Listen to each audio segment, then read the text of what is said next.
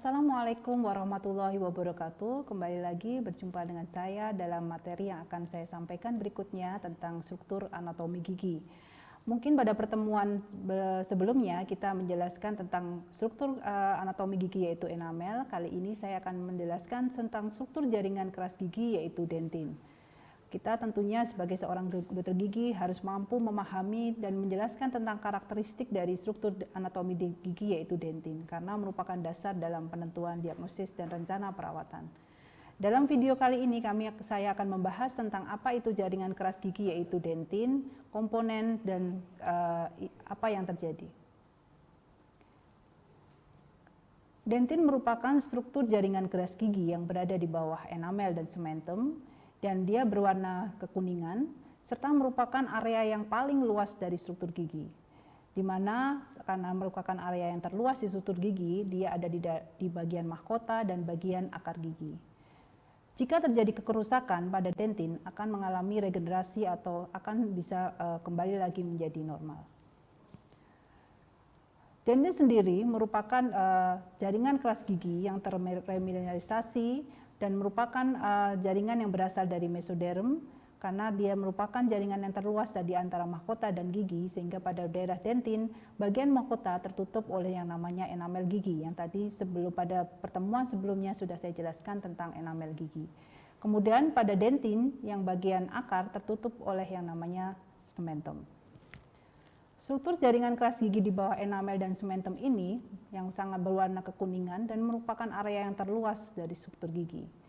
Komposisi dentin sendiri terdiri dari bahan anorganik, bahan organik, dan air. Di mana bahan anorganik ini komposisinya mungkin sedikit berbeda dengan enamel, di mana enamel bahan anorganiknya paling tinggi, sedangkan pada dentin anorganiknya adalah 50-70%, sedangkan bahan organiknya jauh lebih banyak yaitu 18% karena banyak kandungan kolagen fiber dan sisanya adalah 12% berupa air. Komposisi dari struktur dentin sendiri yaitu dentin peri-intertubuler dan dentin intratubuler dan dentin peritubuler. Dentin sendiri ada tubulus dentinalis atau tubulis dentinalis sendiri berisi adalah tonjolan odontoblas dan bahan organik dalam ruang periodontoblas. Permeabilitas dari dentin akan sebagai akibat adanya tubulus dentinalis, maka dentin akan mengalami penurunan atau kenaikan dalam permeabilitas. Tubulis dentinalis dibentuk karena adanya deposisi dan mineralisasi dari matriks predentin di sekitar odontoblas. Ini saya tampilkan apa yang membedakan antara tubulis dentinalis terdiri dari dentin peritubuler dan prosesus odontoblas, di mana dentin peritubuler tadi sudah saya jelaskan bahwa dia mempunyai mineralisasi yang cukup tinggi, kemudian matriks organiknya berkurang, dan pada usia lanjut dia akan mengalami penyempitan pada tubulus dentinalis sehingga akan menurunkan permeabilitas pada dentin itu sendiri. Sedangkan prosesus odontoblas merupakan fibril-fibril jaringan lunak melalui tubulus dentinalis dan dia berada pada dentin atau predentin junction. Di mana prosesus odontoblas ini merupakan pemisah antara tonjolan odontoblas dan tubulus dentinalis yang sering kita sebut dengan periodontoblas. Kemudian yang berikutnya macam-macam dentin. Macam-macam dentin adalah yang pertama adalah dentin primer, kemudian dentin sekunder, di mana dentin primer adalah atau sering disebut dengan primary dentin, merupakan dentin yang terbentuk sebelum akar gigi itu terbentuk sempurna. Sedangkan dentin sekunder atau secondary dentin merupakan dentin yang terbentuk setelah akar gigi itu terbentuk sempurna. Yang berikutnya adalah dentin tersier, di mana dentin tersier ini terbagi menjadi dua, yaitu dentin reaksioner dan dentin reparatif, di mana dentin tersier merupakan dentin yang terbentuk akibat suatu stimuli atau rangsang yang bersifat patologis.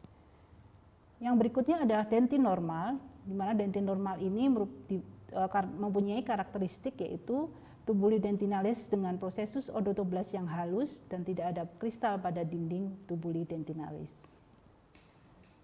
Selama perkembangan gigi, terjadi proses yang namanya primary dentinogenesis atau pembentukan dentin yang sangat cepat, di mana setelah gigi itu maturasi atau mengalami kematangan, dia akan terbentuk komplit dan akan mengalami penurunan dalam pembentukan dentin dan pola yang simetris seiring berjalannya waktu. Kemudian tadi sudah saya sebutkan tentang dentin tersier, di mana dentin tersier tadi dibagi menjadi dua, yaitu dentin reaksioner dan dentin reparatif. Di mana dentin reaksioner adalah merupakan dentin yang tubuler, kontinu, dan terbentuk dari original odontoblas karena suatu injuri atau trauma. Sedangkan dentin reparatif merupakan dentin yang atubuler yang terbentuk ketika original odontoblas itu mati, sehingga akan terbentuk odontoblas laxile. Di sini dapat disimpulkan bahwa dentin merupakan salah satu struktur jaringan keras gigi di bawah enamel, merupakan area yang paling luas di antara struktur anatomi yang lain. Dan apabila mengalami jejaz atau injuri atau trauma, dentin tersebut akan bisa mengalami regenerasi seperti pembentukan pada dentin tersier. Karena dentin merupakan jaringan hidup, karena adanya cairan tubuli dentinalis dan prosesus odontoblas, di mana jika dentin terkena rangsang atau jejaz, maka dentin akan merasakan sensitivitas atau rasa nyeri. Baiklah, terima kasih. Sampai jumpa para mahasiswa yang saya banggakan. Semoga bermanfaat. Sampai bertemu pada materi berikutnya. Wassalamualaikum warahmatullahi wabarakatuh.